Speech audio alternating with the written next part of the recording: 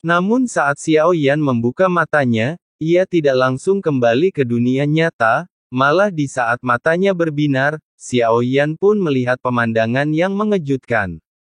Raksasa itu tidak tahu seberapa besarnya, dia mulai menyeret tangannya sampai cahayanya padam, ketika dia melihat dengan hati-hati, dia menghirup udara dingin. Apa yang ada di telapak tangan bukanlah cahaya apapun, melainkan beberapa bintang yang bersinar redup. Kelima jari itu mengerahkan kekuatan besar dan tiba-tiba bintang-bintang hancur berkeping-keping. Dampaknya membuat Xiao Yan kembali ke dunia nyata. Sambil memegang matahari dan bulan di tangan Anda dapat memilih bintang-bintang.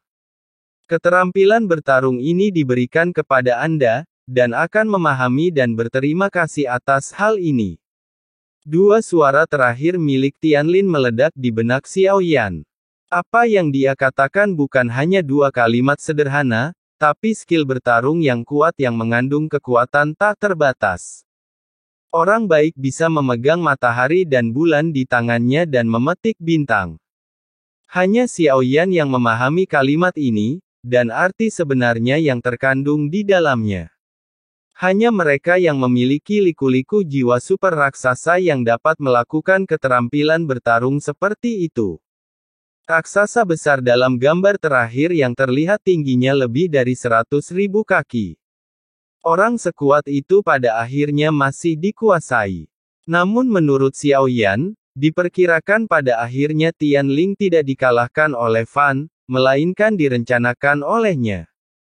Klan Qimi sangat kuat, selain kekuatannya sendiri dalam merebut tubuh, keberadaan klon yang banyak juga membuat ras ini pandai dalam perhitungan dan tata letak. Pria jelek itu muncul lagi di depan Xiao Yan, dengan bintang kembar bersinar di matanya.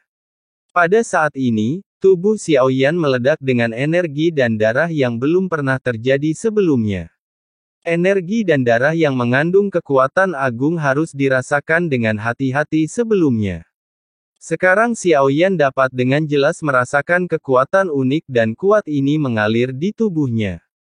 Haha, aku sebenarnya ditembus olehmu.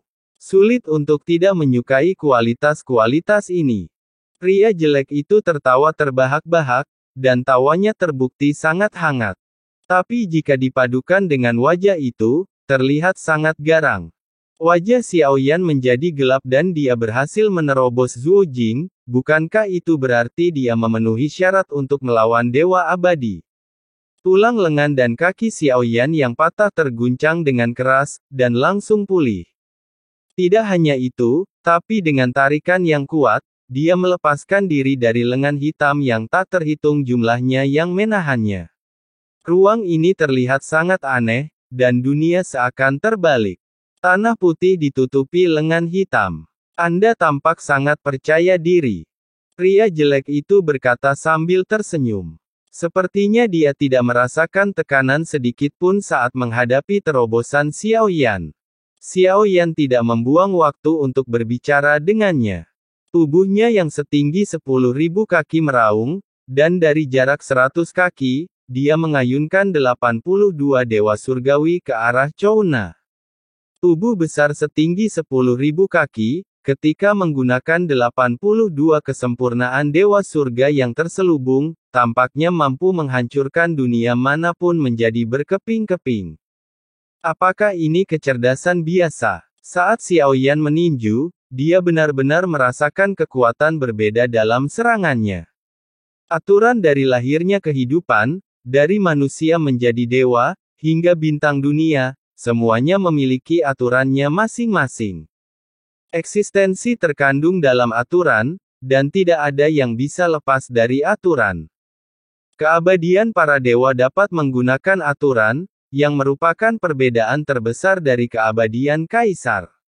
Secara alami, apa yang menjadi master klan Yuan Shen berasal dari aturan kekuatan tubuh yang kuat. Apa yang dipahami dengan jelas oleh Jin Huan Shen adalah mengeraskan tubuhnya untuk mencapai efek tidak bisa dihancurkan. Xiao Yan, sebaliknya, telah dengan jelas memahami kekuatan jiwa super raksasa, yang merupakan kekuatan aturan terkuatnya. Bahkan Xiao Yan tidak berubah menjadi dewa asli super raksasa.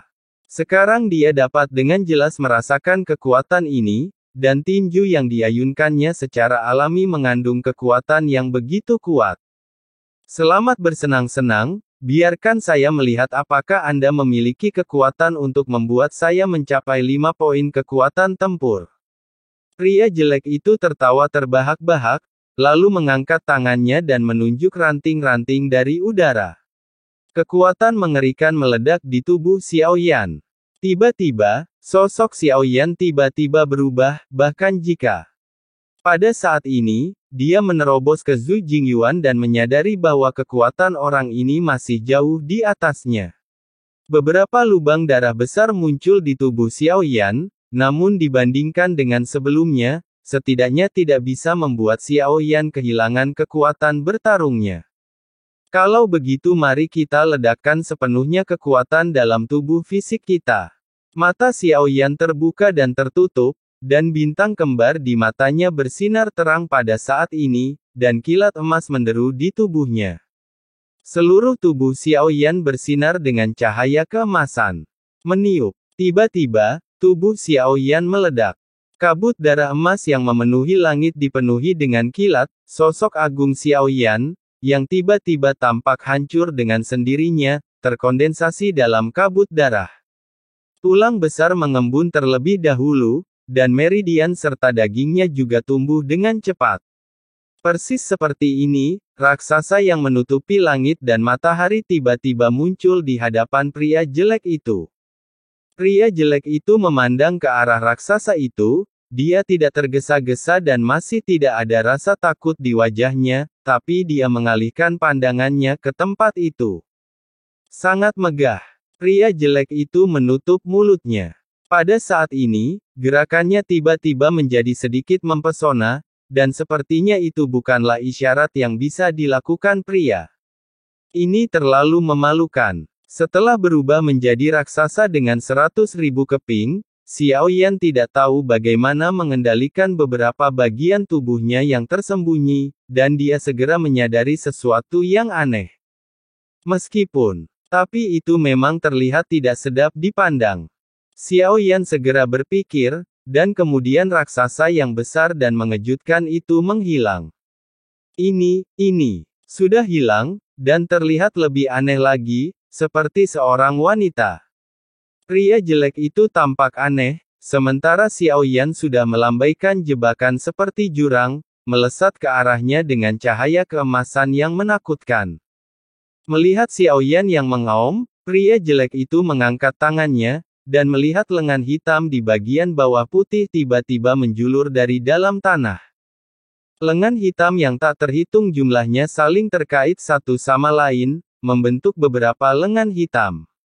Tinju Xiao Yan jatuh dan ketika bertabrakan, tinju hitam itu langsung dihancurkan oleh Xiao Yan. 7 pukulan yang mengejutkan. Bayangan kaki yang luar biasa saat kekuatan fisik Xiao Yan menjadi lebih kuat, bayangan kaki yang keluar dari Kabupaten Ning dapat digambarkan menutupi langit dan matahari, dan kekuatannya sangat menakutkan. Saat Xiao Yan mengertakkan gigi dan menggunakan yang lainnya, tanah putih di sini mulai runtuh. Untuk mengalahkan orang ini, pertama-tama Anda harus menghancurkan alam abadinya. Saya melihat kekuatan Kituo, yang runtuh dan mengurangi peradangan, memengaruhi cincin kebingungannya dengan seluruh kekuatannya. Suara naga merah tidak ada habisnya.